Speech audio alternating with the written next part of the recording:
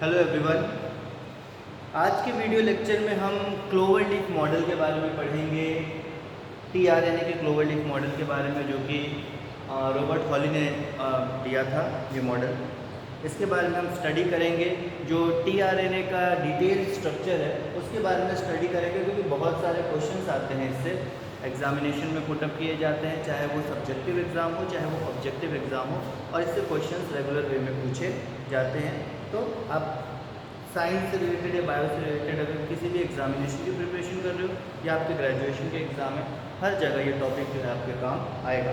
Specially competitive exam में ज़्यादा काम आएगा ये टॉपिक, ठीक है। तो टीआरएनए का क्लोवर लीफ मॉडल, ठीक, ये जो क्लोवर लीफ मॉडल है इसको पहले आप देखो ध्यान से।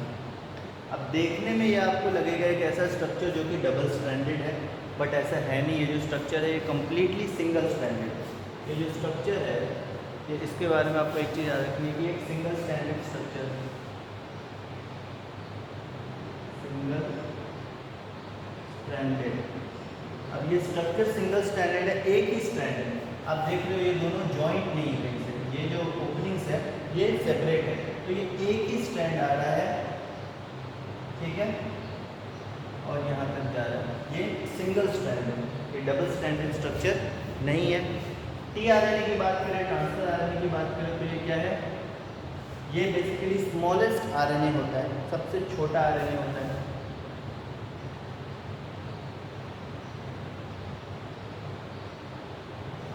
आप लोगों ने सेंट्रल डोग्मा पढ़ा होगा, आप लोगों ने replication, transcription, translation, specially translation अगर पढ़ा होगा तो आपको रोल पता होगा टीआरएनए का क्या रोल है।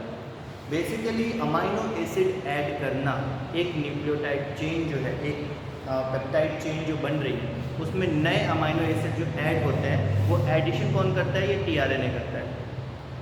टीआरएनए जो है अलग अलग टाइप के होते हैं हमें। अच्छा, ट्रांसलेशन में क्या होता है?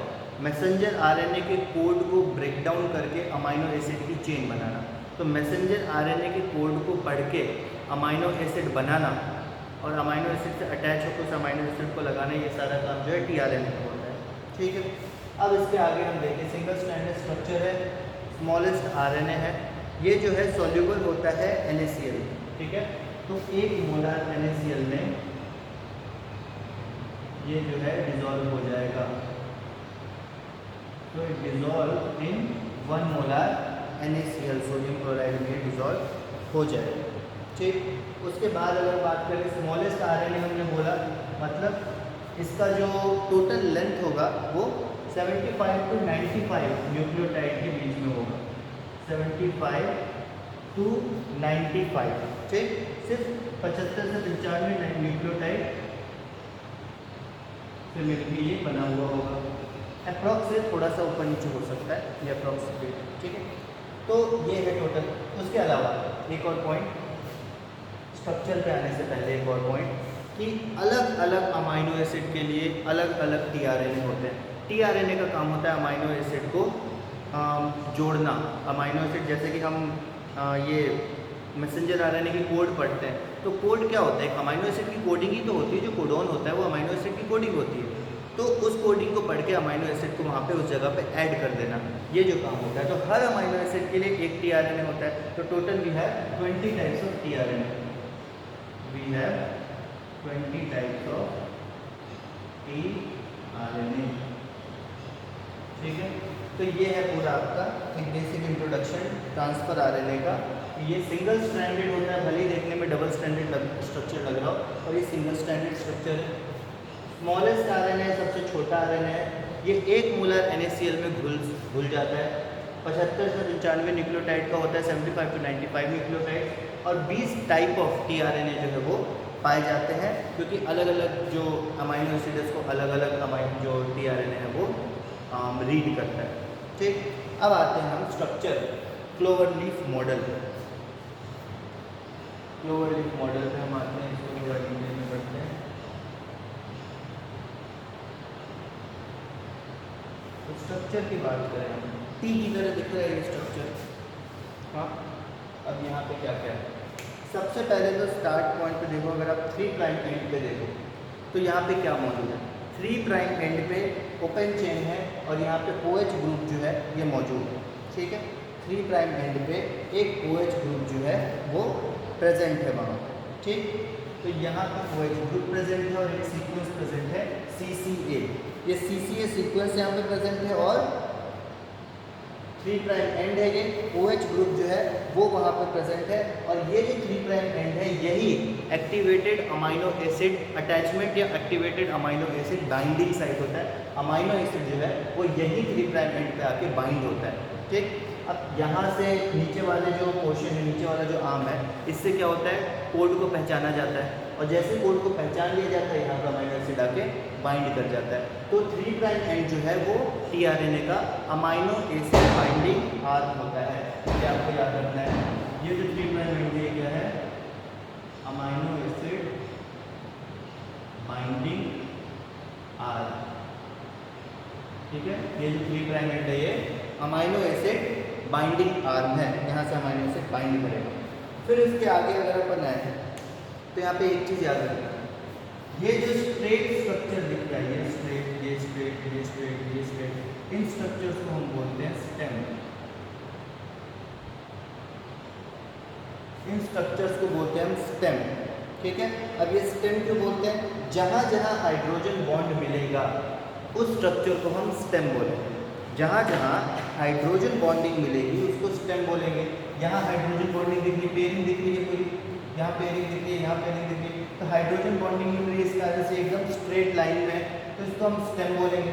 और ये जो फूला हुआ पोर्शन, ये फूला हुआ पोर्शन इसलिए है क्योंकि यहाँ पे बॉन्डिंग नहीं हो पाई है, यहाँ पे हाइड्रोजन बॉन्डिंग नहीं हो पाई है। तो जहाँ पे हाइड्रोजन बॉन्डिंग नहीं हो पाई है उस पार्ट को हम बोलते हैं लूप, इस पार्ट को हम बोलते हैं लूप। तो एक हो गया पोर्शन स्टेम का, एक पोर्शन हो गया यहाँ पे लूप का, ठीक है। तो स्टेम और लूप दो पोर्शन आपको समझ में आ गए। एक पोर्शन स्टेम जहाँ हाइड्रोजन बॉन्डिंग होगी, दूसरा पोर्शन लूप जहाँ हाइड्रोजन बॉन्डिंग नहीं होगी। नहीं होने का कारण हम अभी डिस्कस करेंगे, ठीक है।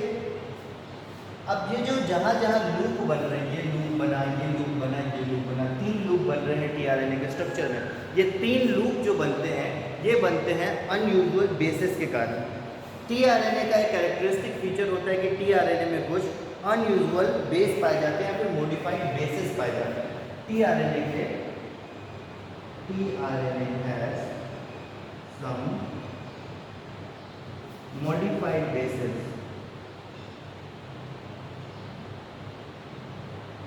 इन मॉडिफाइड बेसिस के कारण किसी भी टाइप की पेयरिंग नहीं हो पाती।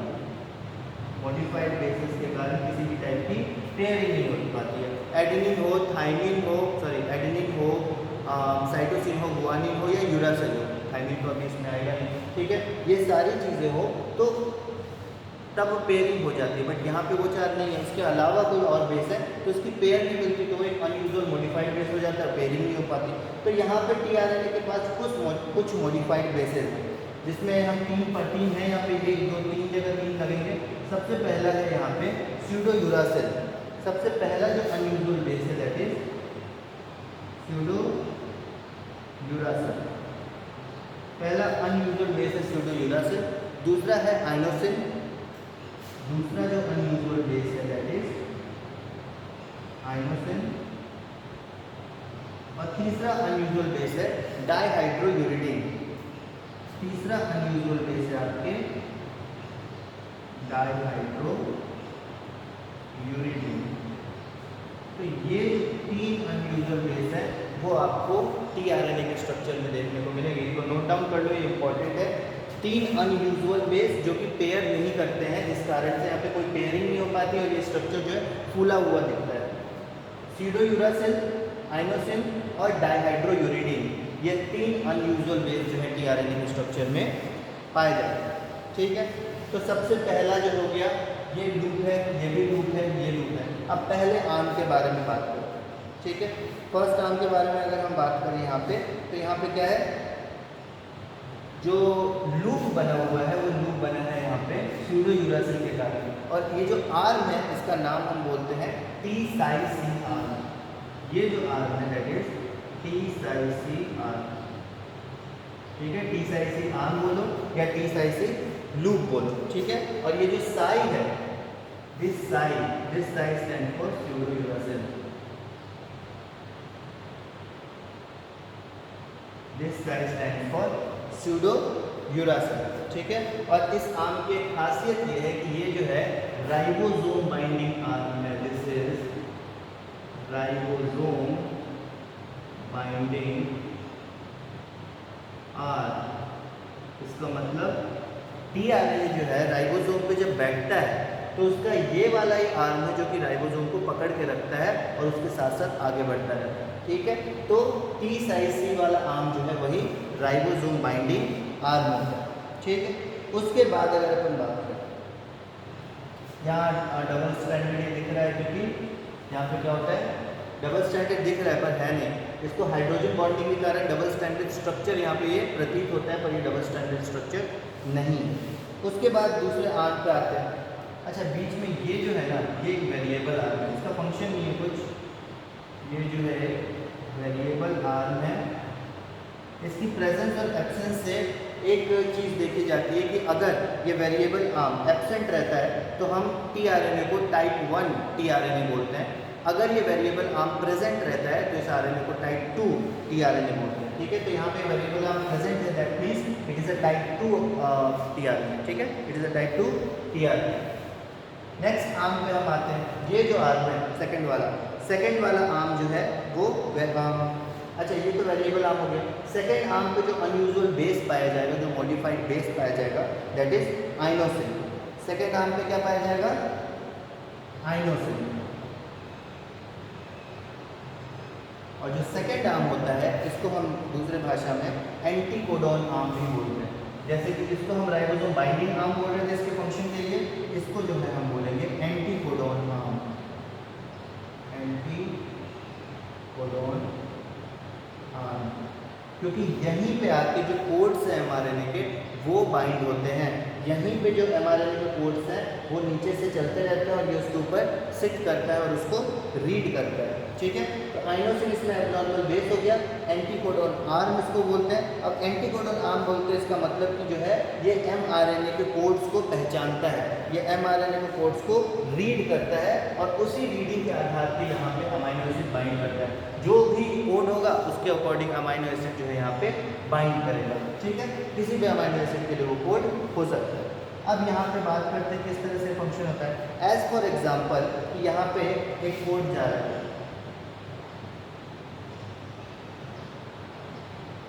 AUG। ठीक है, AUG यहाँ पे कोड जा रहा है। तो अब यहाँ पे जब AUG कोड जा रहा है तो इस टीआरएनए के पास क्या होगा?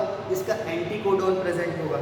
अब AUG का एंटीकोडॉन क्या होगा? AUG का कॉम्प्लीमेंट्री क्या होगा? यहाँ पे थाइमिन तो है नहीं, तो A की जगह क्या आएगा? U आएगा। इसका कॉम्प्लीमेंट्री U आएगा। U की जगह क्या आएगा? A आएगा। और G की जगह क्या आएगा? C आएगा। तो UAC यहाँ पे प्रेजेंट होगा। तो AUG का जो कोड है उसका एंटीकोडॉन इसके पास पहले से मौजूद है UAC। जहाँ भी UAC AUG से मिल जाएगा कोडिंग हो जाएगी और AUG कोड कर लेगा यहाँ पे मिथ्योनिन के लिए, मिथ्योनिन आपके यहाँ पे ऐड हो जाएगा। तो इस तरह से ये जो है चलता रहता है। ठीक है, ये समझ में आ गया। ये आर्म आगे बढ़ जाएगा आगे। उसके बाद एंटीकोडॉन आर्म इसको बोलते हैं। आइनोसिन जो है ये अनयूजुअल बेस है इसका। थर्ड आर्म यहाँ पे अगर हम आए तो ये जो आर्म है इसको हम क्या बोलते हैं? ये आर्म जो है ये अमाइनो एसाइल सिंथेटेज आर्म है। Amino acyl synthetase binding arm. This arm is amino acyl synthetase, amino acyl synthetase binding arm. Amino acyl synthetase binding arm. ठीक है, यहाँ पे अमाइनो एसाइल सिंथेटेज जो एंजाइम है वो आके बाइंड करता है और उसके बाइंडिंग के लिए ये आर्म है ताकि ये जो प्रोसेस है वो स्टार्ट हो सके। और ये जो पर्टिकुलर लूप है इसको हम डी लूप बोलते हैं, इसको हम डी लूप बोलते हैं। उसके अलावा इस आर्म को DHU आर्म भी बोलते हैं, दैट इज डाइहाइड्रोयूरिडिन आर्म। इसको हम यहाँ पे DHU लूप या DHU आर्म भी बोल सकते हैं, दैट इज डाइहाइड्रोयूरिडिन आर्म या डाइहाइड्रोयूरिडिन लूप। ये चीज़ आपको याद रखनी है। ये जो आर्म या लूप है ये DHU लूप या DHU आर्म भी कहलाता है। तो 3 अनयूजुअल बेस थे हमारे पास, 3 मॉडिफाइड बेस थे। पहला था सूडोयूरासिल जो कि यहाँ पे आया, दूसरा था आइनोसिन जो कि यहाँ पे आया, और तीसरा था डायहाइड्रोयूरिडीन जो कि यहाँ पे आ गया। ठीक है, DHE लूप बोलते हैं, ये आपको याद रखना है। क्लोवरलीफ मॉडल है ये आपको ये भी याद रखना है। अब ये जो प्रोसेस चलता रहता है किस तरह से चलता है, यहाँ पे mRNA की कोडिंग सीक्वेंस चल रहा है, mRNA आया और यहाँ पे चल रहा है राइबोसोम की लार्ज और स्मॉलर सब यूनिट है, उसके बीच में जो है mRNA है और वो मूव कर रहा है। mRNA तो एक जगह रहता है, उसके ऊपर tRNA मूव करता है। tRNA आके बैठा, जहाँ भी उसका कॉम्प्लीमेंट्री मिल जाता है वहाँ से वो बाइंड करता है। बाइंड करने के बाद जैसे कि AUG है तो इसका एंटीकोडॉन इसके पास मौजूद है, उसने बाइंड किया और मिथ्योनिन जाके यहाँ पे ऐड हो गया। अब जैसे ये आगे बढ़ेगा मिथ्योनिन नेक्स्ट जगह ट्रांसफ़र हो जाएगा।